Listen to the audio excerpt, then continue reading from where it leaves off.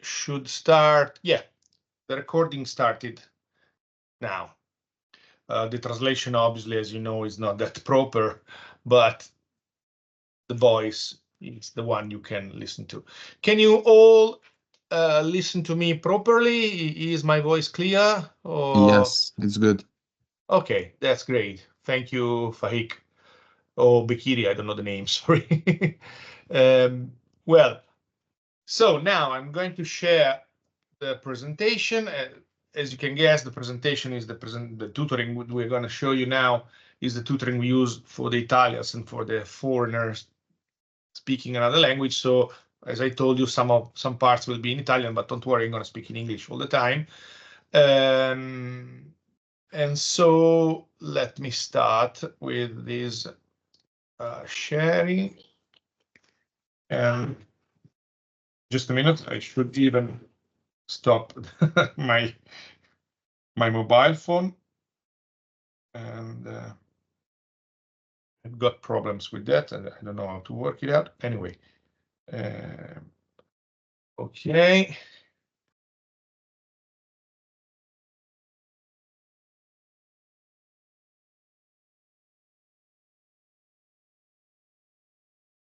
Okay. Okay, so sharing, and that's it. Yeah. Can you see the presentation? Yes. Yes. Okay. So we can start with the presentation. Okay.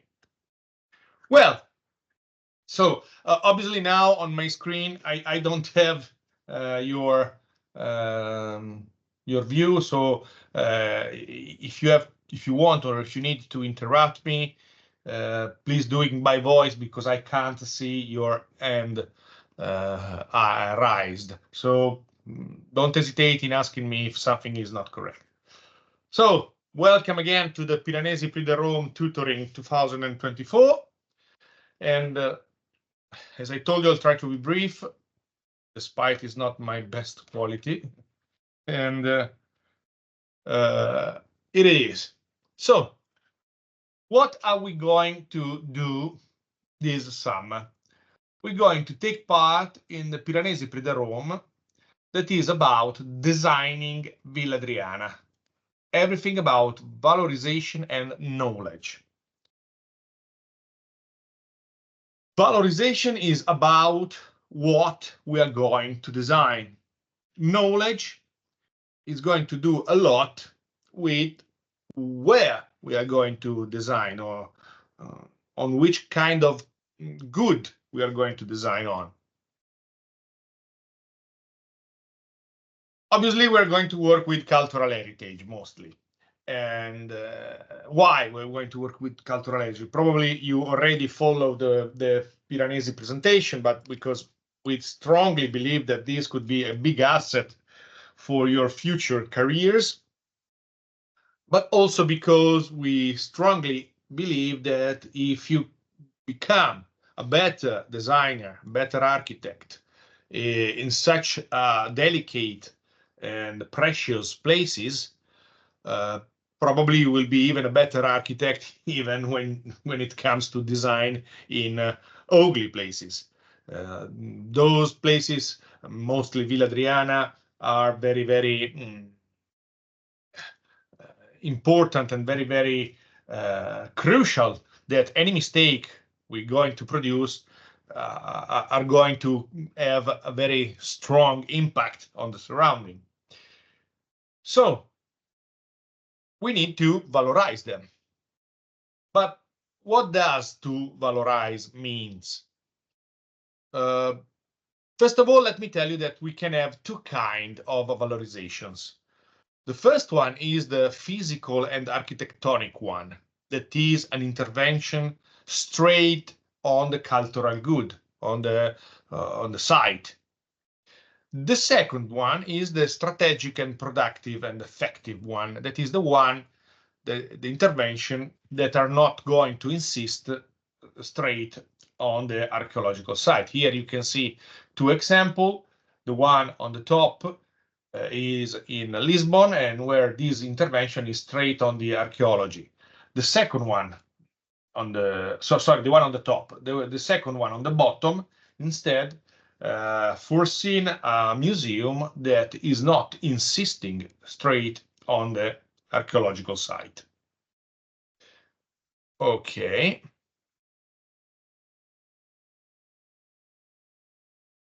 When we speak about intervention on the archaeological site, you can see how many interventions. The one I'm showing you, some of the most important one. This is the valorization of the Parthenon in Athens, or the Colosseum in Rome. As you can probably know, the Parthenon is undergoing a process of rebuilding, a complete process of rebuilding that will give back his appearance, his look, as close as possible to what it was in the beginning. Obviously, without the paintings and without that colorful appealing that it used to have in the past. But even in the Colosseum, that is just going only under a restoration process, we can see that the palimpsest, the over-imposition of different layers through the centuries can be clearly seen. Here in the Colosseum, you can see how many interventions affected it through the centuries. But even if we get to maybe less known project, you can see here on the left the restoration or the rehabilitation of the Roman theater in Sagunto in Spain, where Giorgio Grassi and Manuel Portacelli decided to rebuild the front scene of the of this Roman theater, just to give back the idea of how a Roman theater used to appear in the past. And or on the right, the intervention of Carlo Scarpa in the Castel Vecchio Museum, where he strongly readapt all the rooms, all the ambience of the castle to obtain a very peculiar and interesting process and project as well. Obviously, during the Premio Piranesi, we can speak even deeper, and we can even dialogue, and we can even create a discussion about what do you think about all those projects. And today we're just starting with what is the state of the art. The examples I showed you until now are examples about the valorization of the kind A, so physical and architectonical intervention straight on the archaeological side. But as I told you, we even have the strategic and productive attitude, that is the one to intervene outside the archaeological site. Here you can see two projects in Spain. One is close to Cordoba, is the Madinat al-Zahara Museum from Nieto and Sobejano architects. That is the one on the left, and we're going to have time to speak about it, but in this case you can clearly see how far from the archaeological site this museum is. Or on the right, the intervention of the reassessment of the parts all around the Temple of Diana in Merida, still in Spain, a project from José María Sánchez Garcia, where they needed to revalorize and reopen back to the visitors all this area to requalify the Temple of Diana. But to cite places that we already spoke about, we can even have strategic and productive intervention, even, for example, in Athens, and close to the Parthenon, where we already saw that we have an intervention straight on the cultural heritage in the first examples. But now with the museum, New Acropolis Museum from Bernard Schumi, we have even an intervention outside the cultural site and outside the architectural site. Here you can see the museum. You can even clearly see that the top roof of the museum is exactly redesigning the plan of the Parthenon, even in its direction and in its orientation, just to catch the light from the same side. But you can see how the intervention is looking to the Parthenon without interfering straight on the Parthenon itself. So, strategic and productive valorization. So all those interventions that are outside the cultural site are interventions that are leaning on a productive process that could be of two kinds.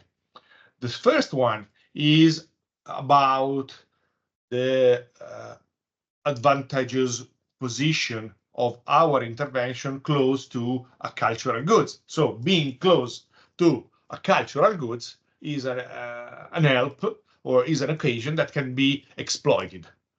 The second kind is an investment, is a public or private investment that is finalized to the production of richness that could be redistributed between the cultural site in itself and the person that is investing his money on it, person or institution. I told you it could be public or private. Again, if you don't understand something, please interrupt me.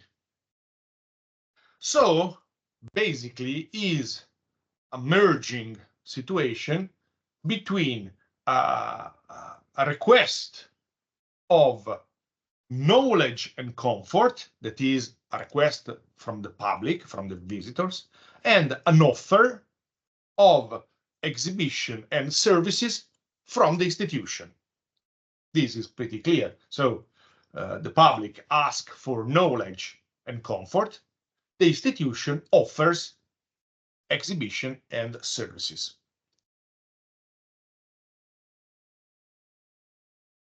So the strategic design on these areas are about designing, ideation, realization, and management of what?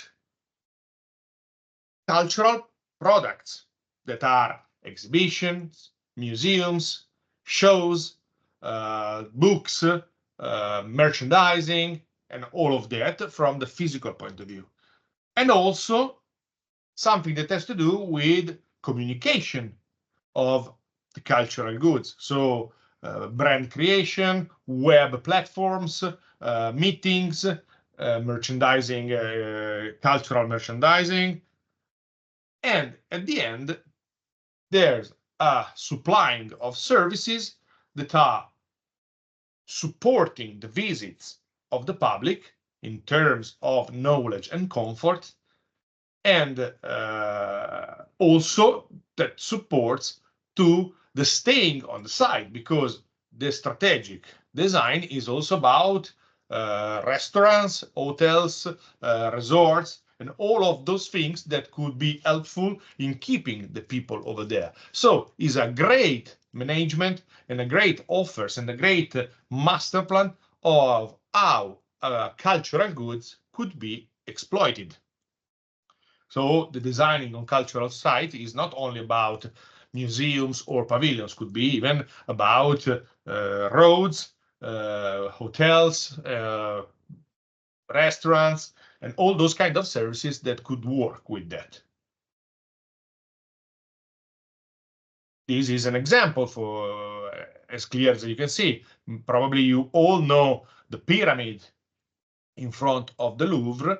That is an help, an offer that used to manage the fluxes of the visitors to this huge and great museum in Paris. That when it was designed was absolutely helpful and enough.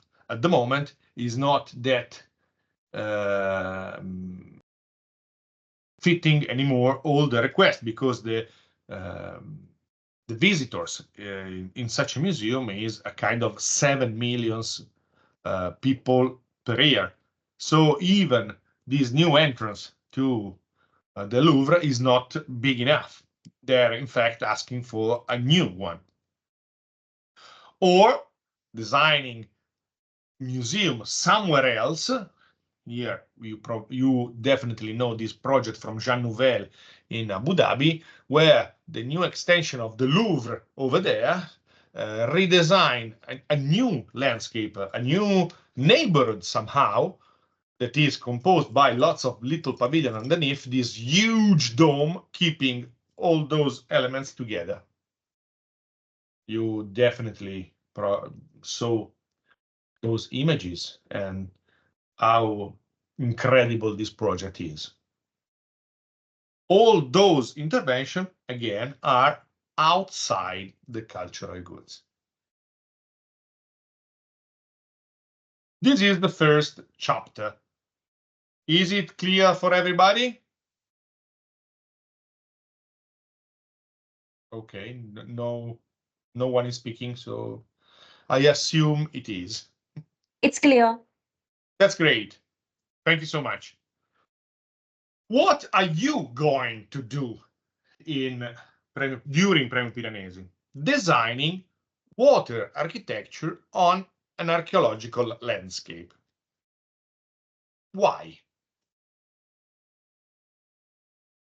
The territory where we are going to intervene during the Premio Piranesi in ancient times usually always hosted lots of villa of notable people from the Romans period. But all of them were there mainly because of the quality of the environment, but also because of the presence of water.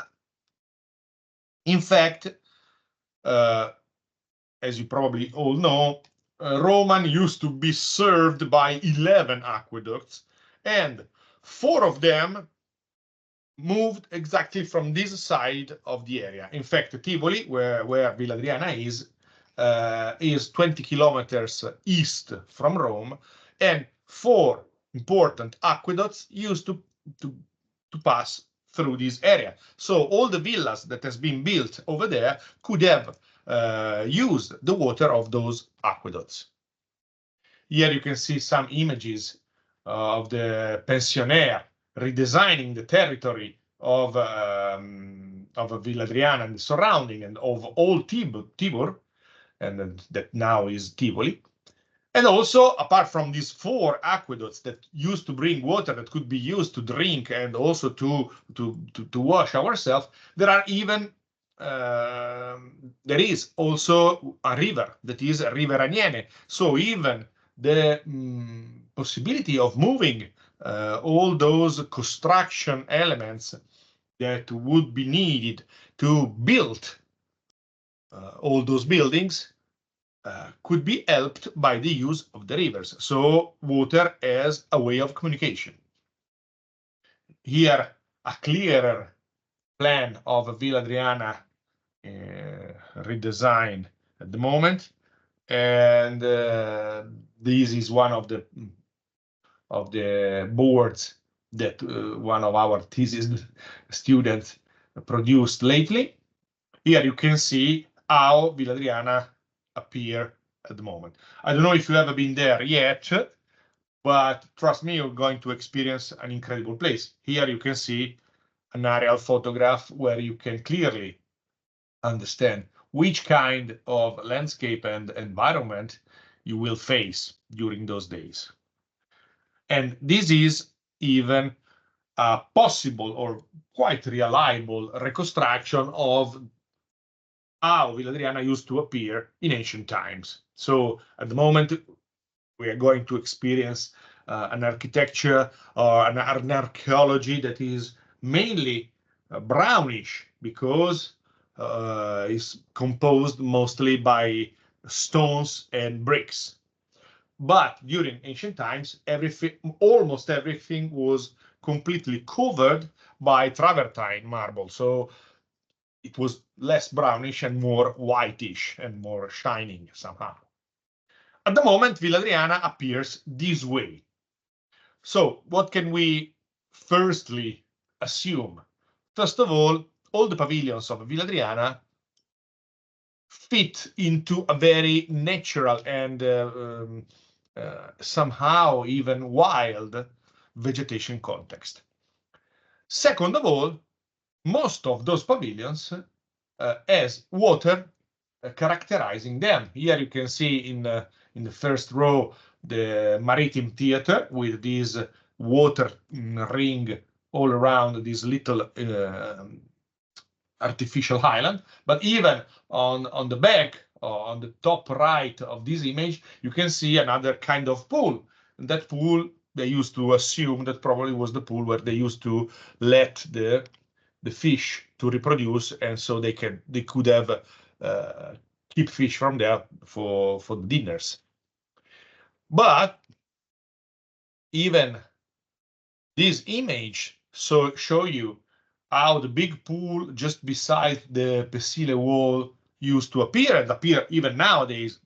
And also you're gonna see it in August after a cleaning process that undergone in the last 2 months after more than 50 years. So you will experience that in a very nice and good way. But here you can see how water, vegetation, hills, mountains all over is very combined, and there's not just the layer of archaeology that to us that are architects is just architecture, because the reason why we're going there is because we see in archaeology the remains of what once was architecture. These ones are other images of the Maritime Theatre with is water ring surrounding the island. And even where the water is not present at the moment, we can discover that the buildings used to host lots of water in the past. In fact, for example, this building that is not hosting water at the moment used to be a thermal bath. And obviously you can clearly understand how much water was in there.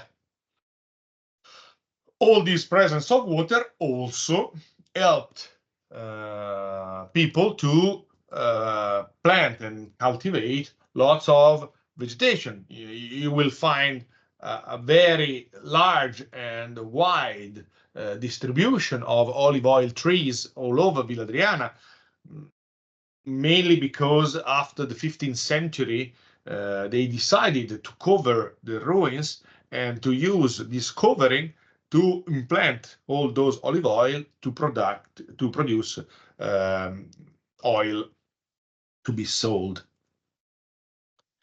And here again, another incredible big pool that is almost a channel, the Canopos one, where usually they used to spend time all around this big channel for having dinners or kind of party, if we can call the Romans parties.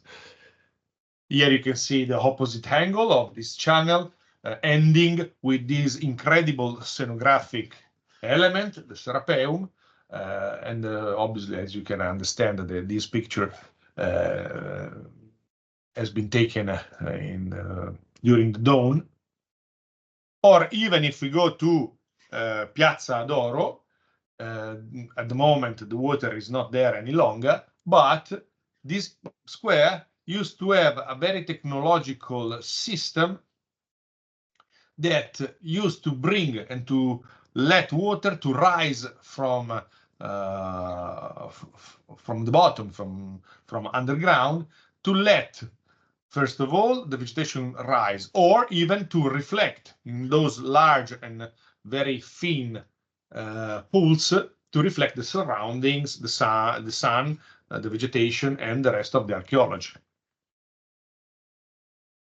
Here you can see some of the metrics and of the materiality of Villa Adriana. As I told you, at the moment, what we will see is a brownish situation with all those elements made of bricks or little elements in tuff, that is that strange stone that was straight excavated on the site.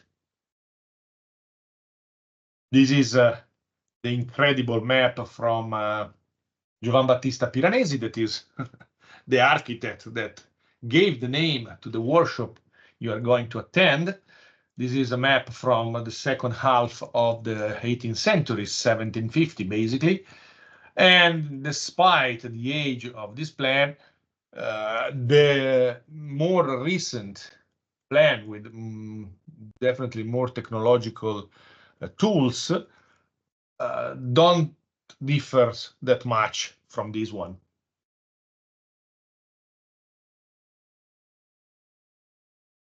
We can have even a kind of a tradition in the use of water in this area. In fact, when you are going to camp to Villa Adriana, we're going to visit even other two important villas, other two important areas still in Tivoli, that are Villa d'Este and Villa Gregoriana. All of them are expression of what we call aqua captiva. That means constrained water that has been used and by artificial need to be useful for the architectonic needs. In fact, even Villa d'Este and Villa Gregoriana, exactly like Villa Adriana, use this kind of managing of the waters to obtain different situation. The first one, that is the one designed through a rigorously geometrical system, is powered by a channel made specifically for the purpose of giving life to aqua ex machina. That is an exhibition of incredible fountains all over that are incredibly scenographical, and I'm talking about Villa d'Este, and we will see that one. It's going to impress you a lot, because if you've never been there, if you type Villa d'Este on Google, you can have a first input of what you will see.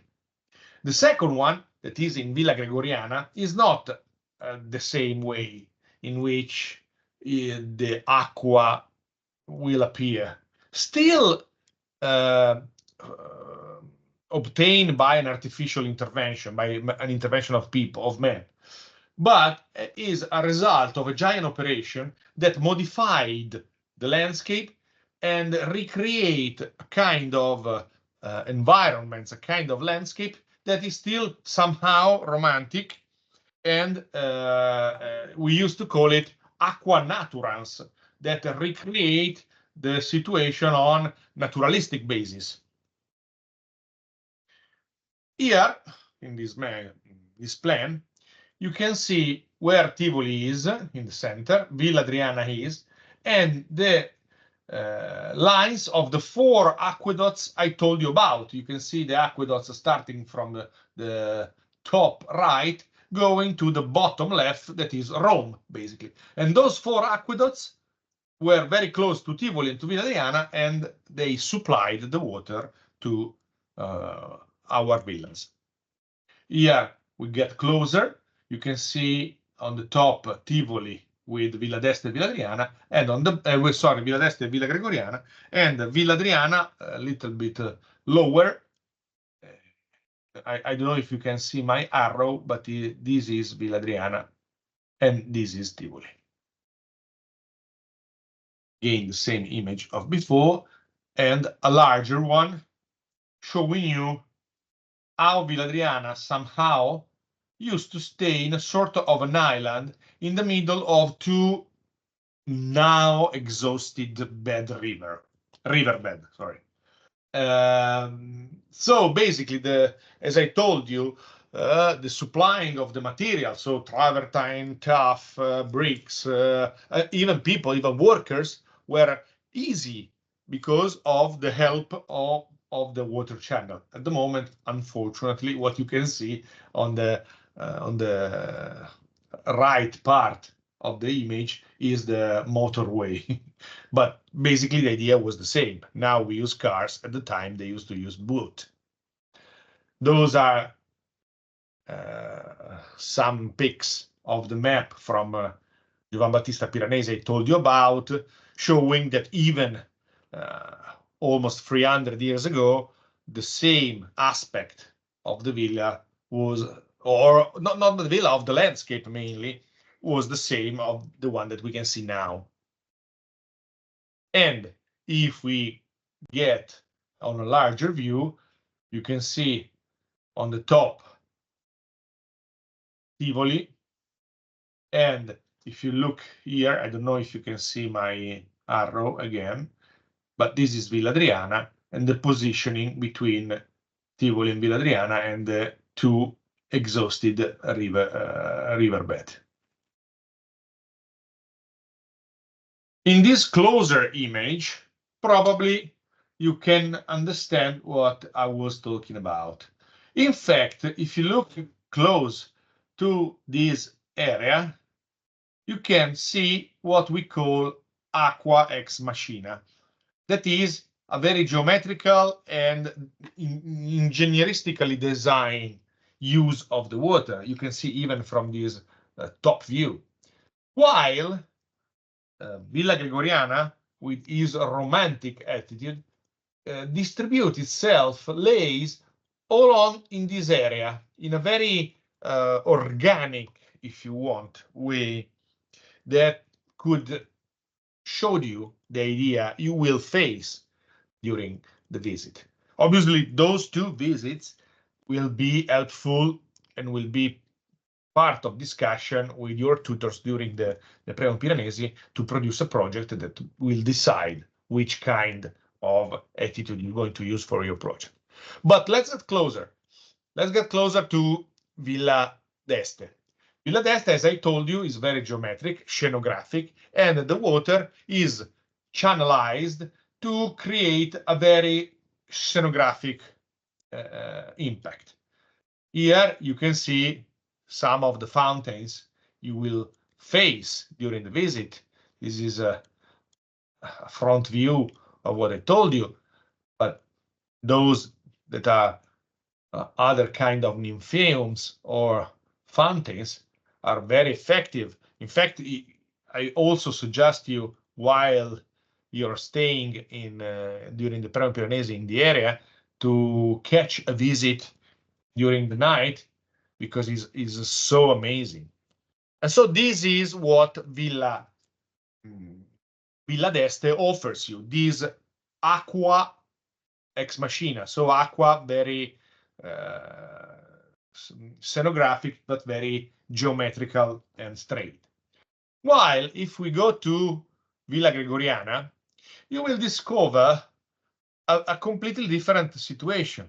Despite the water is still channelized and organized and managed by an artificial intervention, what you will face is this romantic and fascinating mixture, melting situation between archaeology, architecture, and nature.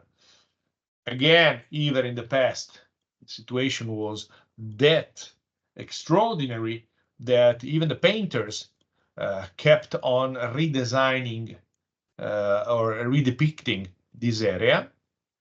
And here you can see the former channel for water that now is exhausted because the water has been moved somewhere else. You can see here, and you can appreciate what I was saying before, that is despite it is an artificial channel, it wants to keep that romantic and organic aspect that fits the surrounding in the best way as possible, until it recreates also a waterfall that is something incredibly spectacular that you will face during the visit over there. Why do we want you to focus on water?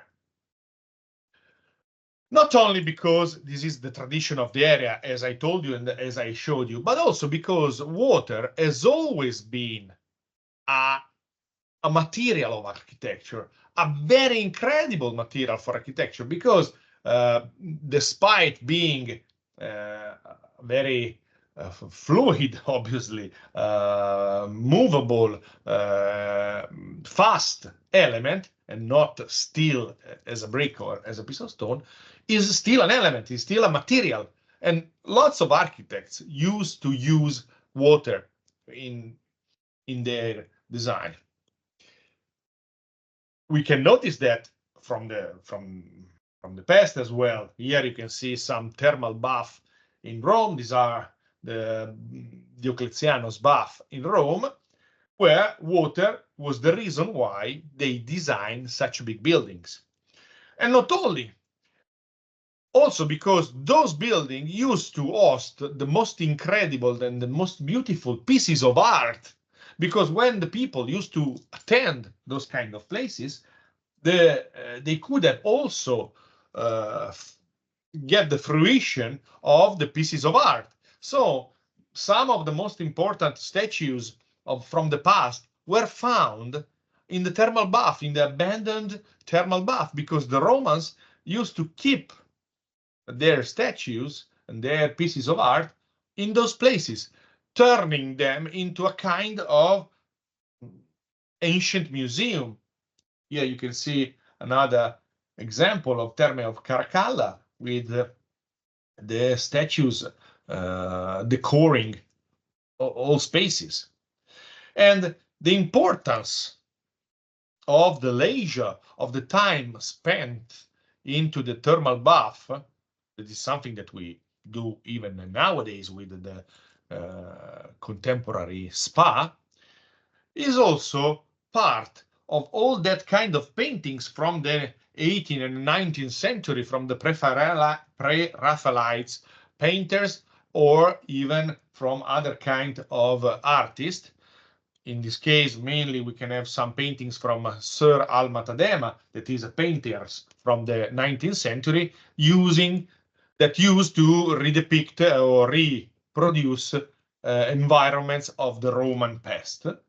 And here you can see how this leisure approach to those kind of places and how water and thermal baths were important in the past time. And even Rome, the city of Rome, used to host large artificial pools and ponds. If you look at this building, probably you can't recognize it, but this was the aspect of the place where you can nowadays see the Colosseum. This large pond, this large, you can call it even a lake, artificial lake, used to insist where at the moment the Colosseum is. So you can understand how big it was and how important for Rome water was. In fact, as I told you, some of the statues, some of the most important statues of the past, like this one from Augustus, were all found inside the thermal bath. And this one as well, or even this bronze one, these incredible bronze statues of the Boxer. This is amazing, because as you probably know, bronze statues are even rarer because they used to reuse the material to produce weapons. So most of the bronze statues became weapons. And even this copy of these incredibly famous statues, the Discobolus, has been found again inside the Terme of Caracalla. and the beauty of those elements are very impressive. But until now, I always spoke about ancient architecture, but we can't ignore that even in contemporary one or in the modern architecture, the use of water was massive. You all know this building from Mies van der Rohe in Barcelona. This is a building from 1929, and here you can see how important the presence of water is in this building, and both for this pool, but probably even more important for the back one, the one on the back, because it was useful to host the statue of the dawn, showing this incredible situation where the statues could be reflected on the water and could be surrounded by this wonderful and amazing marble wall. This is Mies van der Rohe, but I hope you know Carlo Scarpa, and in the designing of this cemetery in the north of Italy, the Tomba Brion, he decided to recreate exactly the same pavilions with waters. So you can see how the presence of water is an integral part of the designing process. All these buildings, all these pavilions would be definitely less effective and less meaningful without the presence of water. Here, water is used exactly as concrete, as bricks, as mosaic, or ground or vegetation. It is still a material. We should be very licensed. And this is even a livable material, because here you can see this pond during the winter period, but in the during springs, all the vegetation rise back and changes completely the look of the surrounding. This is an opposite view, where this little pavilion that is thought to be a place to concentrate and to focus on ourselves is completely surrounded by water, becoming a little island in the middle of this pond. Here you can see even how important the flowing of water becomes. Okay, in this case is even more evident, because being a cemetery, here the water is a metaphor of the running of life, but that could be kept wherever. In fact, even in this chapel inside the cemetery is a little church, a little chapel in the cemetery. Again, we have a kind of element in the middle of the water, a new small island. But even moving to definitely more famous architecture, if we consider Falling Water from Frank Lloyd Wright, we clearly understand how the presence of water determined the shape of the architecture. Those large slabs facing the river are definitely defined by the flows of the water underneath. Otherwise, it wouldn't be that effective. But let me show you even some contemporary architecture, because until now we saw modern architecture, but even in the contemporary times, here we are in Valencia, Spain. They did some excavation in the center of the city. They found the remains of a Roman villa underneath the excavation. So they decided to musealize them, that is, to valorize them, without interfering with the normal usage of the city. So instead of having a hole with excavation, they decided to cover those excavations with a square. But this square has been covered with a glass roof, and the glass roof hosts a very thin layer of water. And this is incredible, because you can wonder how incredible is the effect of visiting the underneath museum with the remains, with the ruins underneath, with the light coming from the top, filtered by the water that moving create this very impressive and fascinating situation, and very smooth and warm situation underneath the underneath this strange pool. And on the other side, it also helps in refresh the surrounding, because you know that the presence of water in a city like Valencia, that during summer become very hot, is useful to remain fresher. Here you can see again this incredible glass roof covered with water, and this is a view from the underneath, and you can see the different shades of light interfering with the ruins. That is incredible. But the connection between architecture and nature and water, sorry, is even clearer in this building that probably you already recognize. That is the thermal bath from Peter Zumthor in Vals, where the building has been defined, has been designed according to the need of water. And the place became that charming, they decided to use it as a photographic set. In this case, we have the famous model Letizia Casta, photographed by Dominique Isserman. And so the architecture that was designed according to water for a peculiar use became a photographic set. Here you can see the incredible spaces inside the thermal bath of Vals. I strongly suggest you to go there and visit. And here you can start understanding how important the presence of water is in this building, because this building, those rooms without water would be completely different and definitely less meaningful.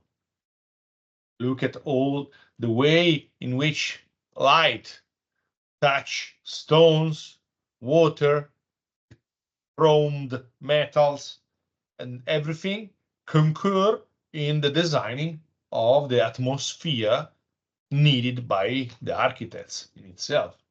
Even the idea of having some fog rising from water, that is somehow, again, a very very clear way of managed water as a material for architecture. Exactly the same as we saw in Villa d'Este. In Villa d'Este, the geometrical and technical managing of water designed those very springly fountains, I would say. Here, the water appeared to be calm and still, but absolutely necessary for the definition of the spaces. There are even lots of buildings designed according to water. This is a house with the dining room like an island on the water. Or even this one, that is a deposit that use water to get apart from the surrounding. Again, a little house surrounded by this large pool that is not a pool where you can take a bath inside.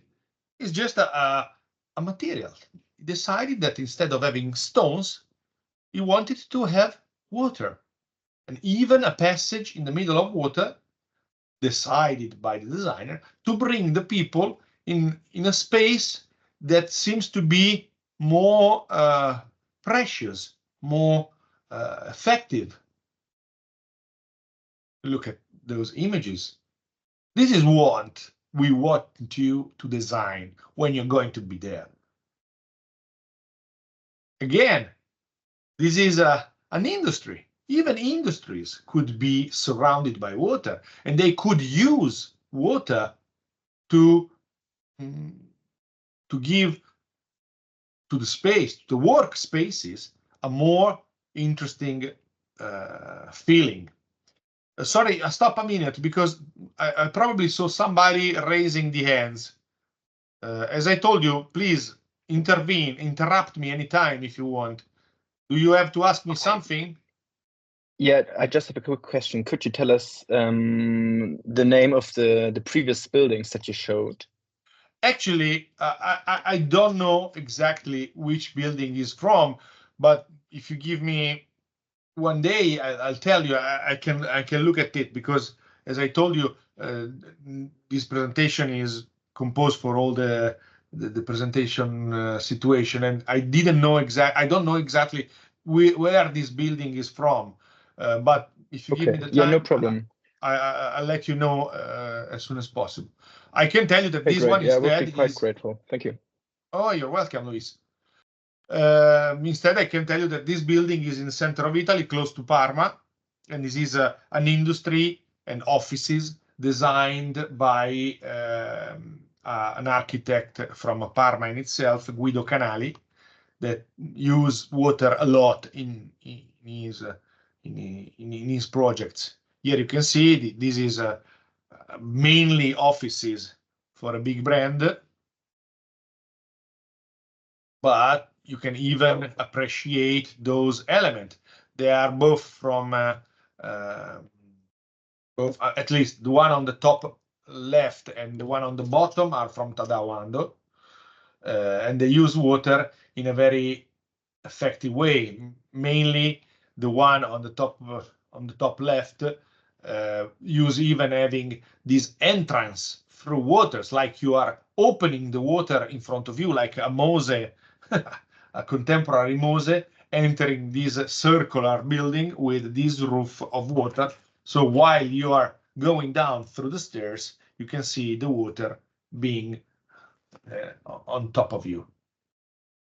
Yeah, you can see a closer view. This is the ring all around.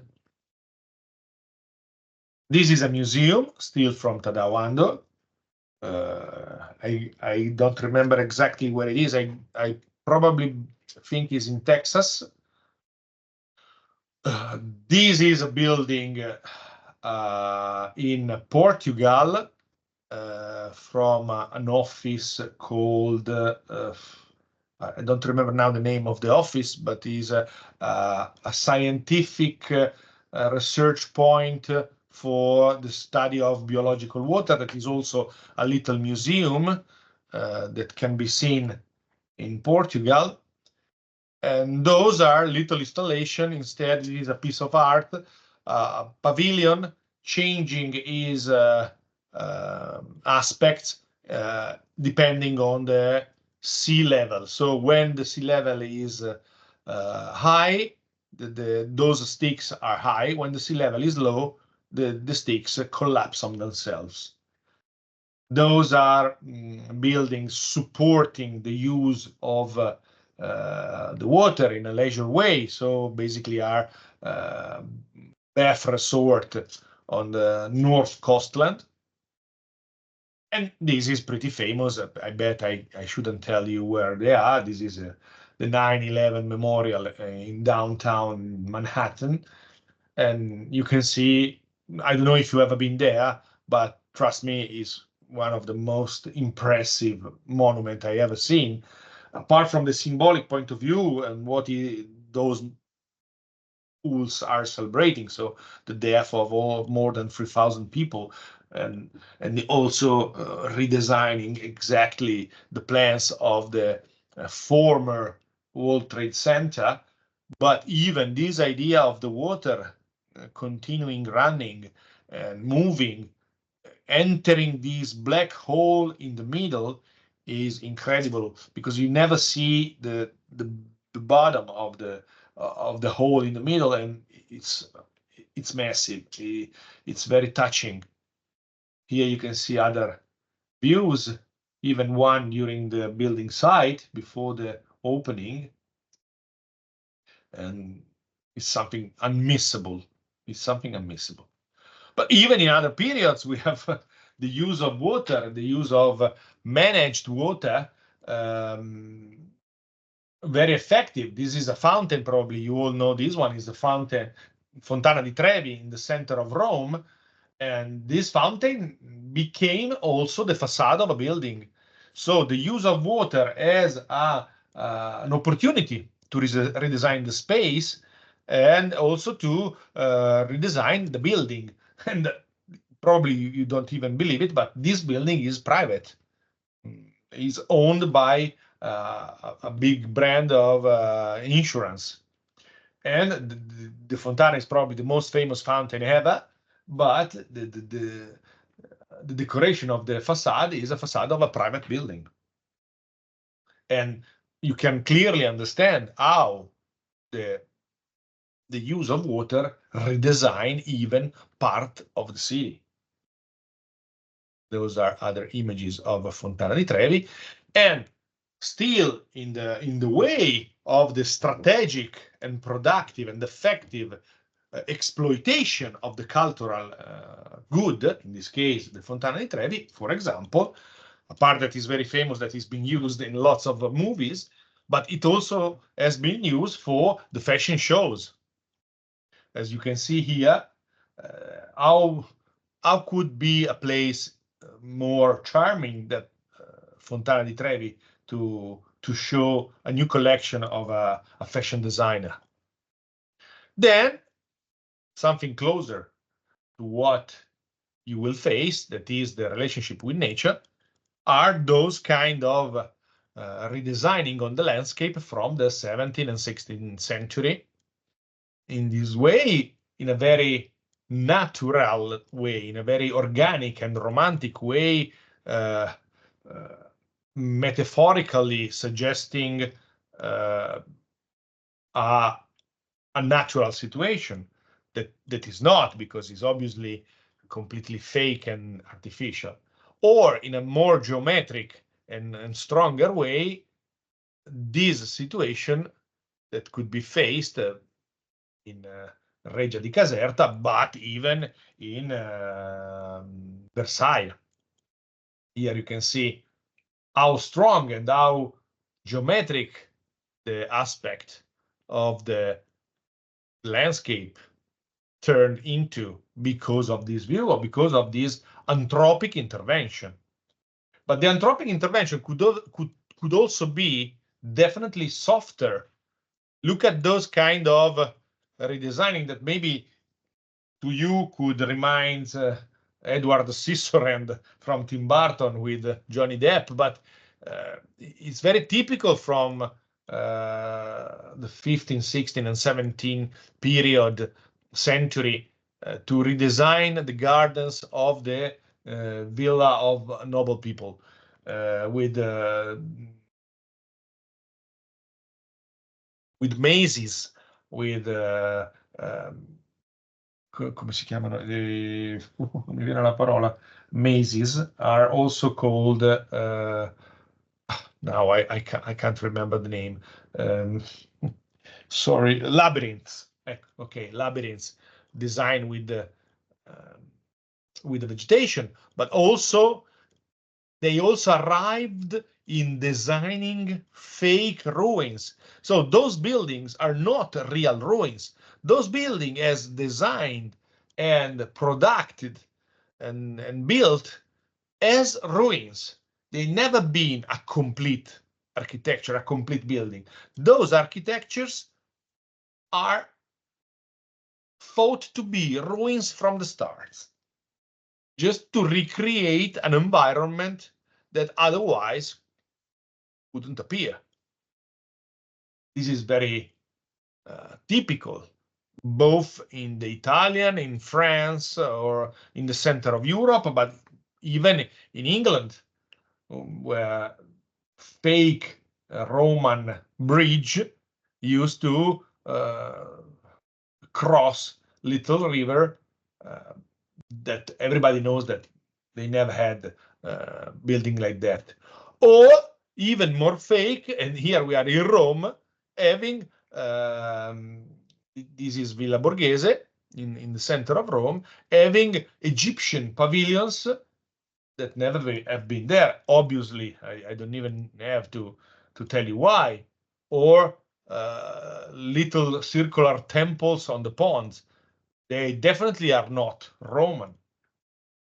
They have been designed in the 16th, in the 17th century, like a fake old building.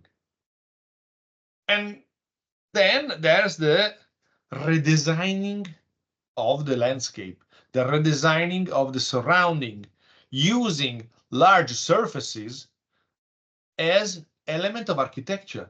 In the landscape design, it's one of the most important way of remodeling our context, our places of life.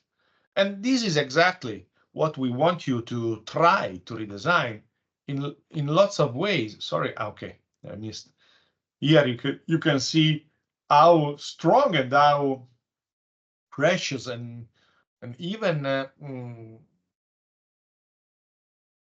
amazing that could be, but also justifying themselves by a technical point of view. If you look at the pond in the middle, you can see how this ramp could be walked until you get to the bottom and touch the water again. And here you have the downward spiral, and here you have the upward pyramid, like faking what is taken away from here has been brought somewhere else. That is something that we always had from the past and that always have been that fascinating. So basically, now the first part of the tutoring that it took exactly 1 hour now finished. So if you want to ask something that you missed or you didn't understand through my explanation, that probably it's now your time. Is there anything you need to understand better? In the meanwhile, I try to look for, okay, this. Okay.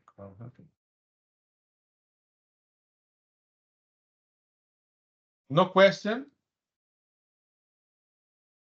In the beginning, you spoke about two methods for the valorization of architecture or archaeology, either being it physical and architectonic or strategic and productive. Yeah. In regards from your, or like following from your presentation, I assume that both of those methods could be applied for the Villa Adriana. Actually, what we will ask you to do is to apply both of them, not one of them. Because from one point of view, that is the most architectonic idea, is to redesign something that is physical and that is architectonic. So from the first kind, and this could be both insisting or not on the architectonic or archaeological good. This will be decided according to your tutors. Don't worry about that. But even the strategic part should be important, because maybe you will decide to use some of the areas to have a fashion show or to design a spa building to bring the visitors that are there to visit the area, but also could stay there even longer to appreciate the quality of a spa. In the meanwhile, I found the building I was talking about. It's a building in China from Li Xiaodong Atelier. I'll put I'll put the link of the building of what I found on the chat, if you like. You remember which one you asked me for? Yes, great. Thanks a lot. Okay, in the chat now, I put the link from designboom.com. That is one of multiple website where you can find architecture. And so this is a Chinese building from a Chinese office. So your question is important and is substantial. Yeah, you're right. I spoke you about two kinds of intervention. What we will ask you to do is to think to both of them. We want you to design architecture, probably insisting on archaeological site or even a site, but we also want you to think to a strategic way to exploit the site and to use the advantages of positioning being in such a cultural place. Villa Adriana, from this point of view, is very useful because, first of all, as a problem, that is the fact that it's not in Rome. So people coming from abroad going to Rome probably doesn't want to take other 20 kilometers so to hire a car or to find the way to move to Tivoli to visit Villa Adriana. And this is a problem. But from the other side, being in a sort of countryside, has a lot of space all around that allows us to redesign something that could attract people even for other reasons that is not just the cultural one. So if we redesign, as I told you, for example, a spa over there, people could go there for cultural reason and then use even the spa situation to stay there longer. And I'm speaking about spa because, as I told you, we strongly suggest you to use water in this kind of situation. Is it clear what I tell? I can't hear anybody. Yes, thanks a lot. Okay. Thank you so much for the question. Other questions?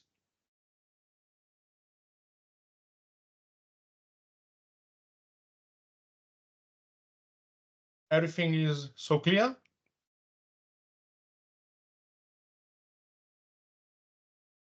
Well, anyway, the